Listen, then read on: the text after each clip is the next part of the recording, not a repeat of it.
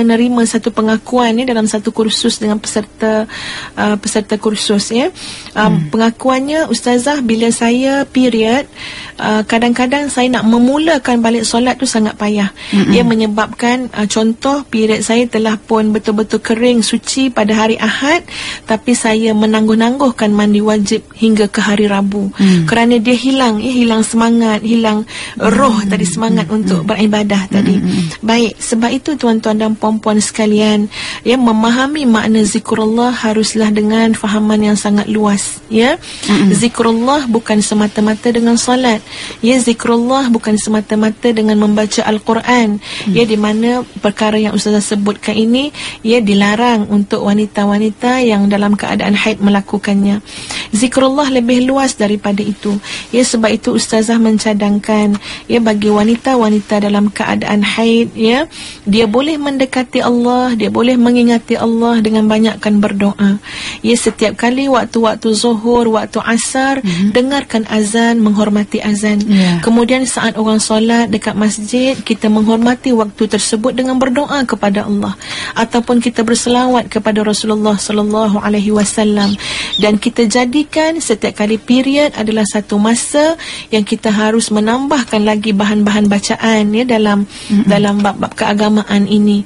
Rajinkan diri kita menuntut ilmu, membaca. Belilah buku-buku yang boleh memberikan kita banyak ilmu dan informasi tentang hadis Nabi sallallahu alaihi wasallam dan sebagainya. Semua ini sebagai pengisian daripada seseorang yang benar-benar amanah dan bertanggungjawab, mengisi modal hidupnya, yakni masa dalam hidupnya, mengisi dengan sesuatu yang berfaedah, supaya tidak terputus, tak terputus rasanya hubungannya dengan Allah Subhanahu wa taala kerana kelalaian dan sebagainya. Ustazah kira kalau kita benar-benar menjaga, menyediakan satu rutin khusus kalau kita period, supaya kita dapat rasakan kemanisan, kehangatan hubungan dengan Allah Subhanahu wa taala, saya fikir insya-Allah tidak berlaku seperti mana yang disebut tadi, rasa hilang momentum dan sebagainya.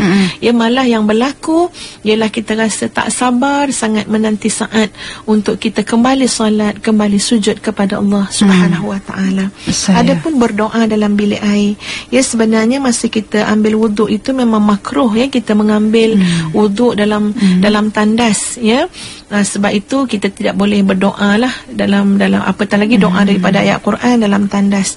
Walau bagaimanapun andai kata kita nak berdoa dalam hati, doa, wahai Allah, engkau sucikanlah, engkau berilah cahaya kepada wajahku, kepada anggota wudukku nanti di dunia dan juga di akhirat, yang itu tidak menjadi masalah. Wallahu a'lam.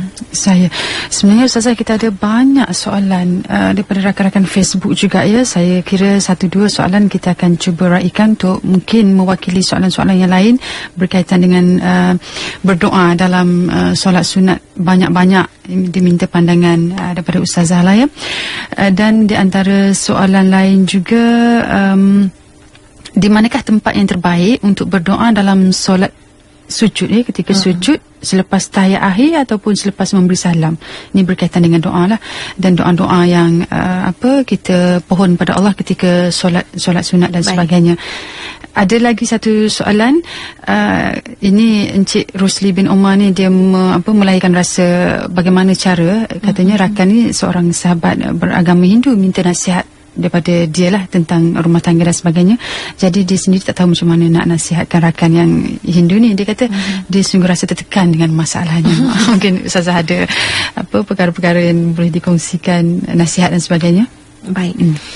Tentang berdoa dalam solat ataupun berdoa dalam sujud, sujud itu pula berlaku dalam solat. Apapun tuan-tuan dan puan-puan sekalian, kita harus memahamilah bahawa dalam solat semuanya mestilah dalam bahasa Arab. Termasuk kita berdoa, tidak boleh kita melafazkan doa dalam bahasa Melayu. Maksud ustazah di sini, bila kita berdoa dalam sujud yang kita lakukan dalam solat, maka kita berdoa andai kata dalam bahasa Malaysia, bahasa Melayu, kita berdoa dalam bentuk munajat dalam hati sahaja. Adapun kita harus mengambil kira juga adab, sebab kadang-kadang saya perhatikan apabila kita solat berjamaah, ada makmum yang melamakan sujud yang terakhir sehingga ia menimbulkan sedikit ketidaksenangan kepada jemaah lain yang memang mudah tersinggung dia punya solat, dia mudah saja tak khusyuk, ya. Jadi kadang-kadang berkira-kira dapat lama sangat dia ni semayang ni, imam ni dah nak bagi salam dah, ya. Jadi dengan sebab yang demikian, bila kita solat berjamaah, tolong raikan adab-adabnya, ya. Ikut imam itu lebih afdal, ya. Kalau kita nak melamakan sujud, itu dalam solat yang bersendirian, ya, dalam solat sunat dan sebagainya. Adapun dengan imam, ikut imam jauh lebih afdal, ya. Jangan sampai kita tertinggal pula, ya, rukun-rukun kerana kita ni seorang-seorang melamakan sujud tadi, ya. Tapi adapun dalam solat-solat sunat, silakan, ya. Nabi SAW sendiri, ya, dalam etika lah kita kata, maknanya dalam cara-cara, ya, qiyamul lail Nabi SAW, ya, Nabi memang memulakannya dengan 2 rakaat yang ringan-ringan, ya, yang sekejap. Tetapi kemudian Nabi melamakan qiyamnya, Nabi melamakan rukuknya, ya, dan Nabi SAW melamakan sujud baginda, ya, yang itu semua dibenarkan dan dibolehkan. Bersoalan tentang soalan tentang apa tadi ni, yang pasal sahabat daripada agama lain, ya. Bila mana seseorang daripada agama yang lain minta pandangan daripada kita, sebenarnya ini satu peluang yang baik sangat, ya, satu peluang yang baik untuk kita bertanya soal. Sebenarnya dia rasa tenang tak dalam jiwa dia, ya. Kita bertanya sesuatu yang saya sifatkan daripada hati ke hati, ya, apa yang dia inginkan, apa yang dia cari. Sebab bila orang datang kepada kita, ya, menceritakan masalah, sebenarnya ini satu kredit, ya, kepada kita, sebab dia memang telah siap untuk mendengar apa saja pandangan daripada kita. Maka kita ambil kesempatan di situ, pandangan ustazah ya tuan, kita ambil kesempatan untuk bercakap daripada hati ke hati, ya, apa yang dia rasa, bagaimana dan sebagainya, ya. Dan kita mula orang kata suntik lah, ya, maknanya kita beri sikit-sikit pengisian, ya, tentang soal hati ini sangat tenang bila mana dekat dengan Tuhan. Dan saya mengesyorkan satu kaedah.